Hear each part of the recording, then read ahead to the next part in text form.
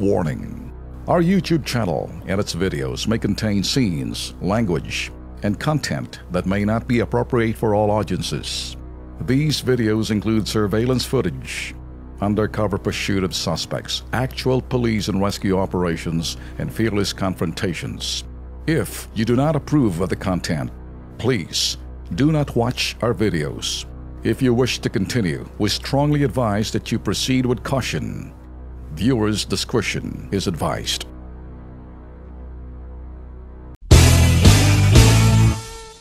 Gusto niyo bang malaman yung ating bagong sa Bitag Farm? Aha.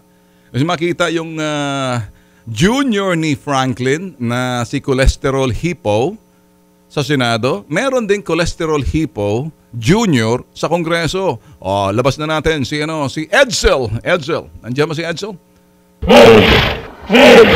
Edsel, hindi ko Edsel, ang forma mo para kang umi-ebs eh. Nasa Unidoro ka ma o what? Anong klase? Hindi pa kayang tumayo. Sabi ho, attack ko tayo muna. Ito mga argumento kasalukuyan ho ngayon, dinidinig pa rin patuloy ho, 3 araw ho ito. Ito ho'y sa Korte Suprema panghihimasok na, no? Hindi na panghihimasok, bagkos ito'y pagsusuri lamang. Argumento, etong argumento ng mga dilaw sa pangunguna ho ni Edsel Jr. Sabi nila, boss, una sa lahat, lumalabas dito, baba ng konti, okay?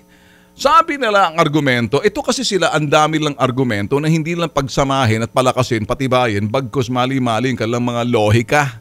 Alam niyo ba? Okay, let's analyze this. Ito ho sila ngayon sinasabi, kaya daw itong crisis.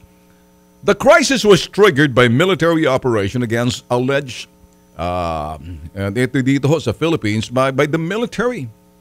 So, sinisisi ho ng mga dilaw, base sa kalang argumento kahapon at nakaraang araw, na naging dahilan daw ho na kung bakit pagdeklara ng martial law dahil sa militar. Abay,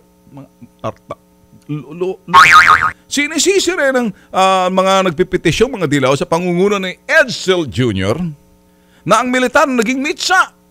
Kaya naging malala ang labanan sa Marawi at doon na udyok ang pagdeklara ng martial law ni President Duterte. Can you believe that?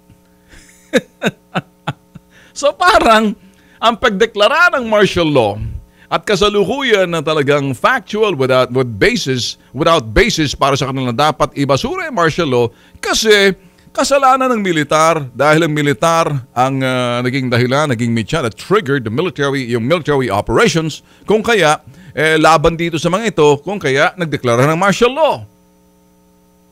Ibang klase talaga itong mga kuumag na to. Sinisisi nila sa pangunguna ni Lagman, si Edsel, na militar, pakikipaglaban ng militar sa Marawi, doon na udyok ang pagdeklara ng martial law nitong si Duterte. Hindi ko maintindihan. Nasa kayo mga utak nito? Ngayon, parang lumalabas mga boss, parang katang-isip lang. Katang-isip kaya hindi sila naniniwala na kailangan ng martial law sa Marawi dahil terorismo lang at hindi invasion o rebellion, maliit na bagay lang yan. Bobo,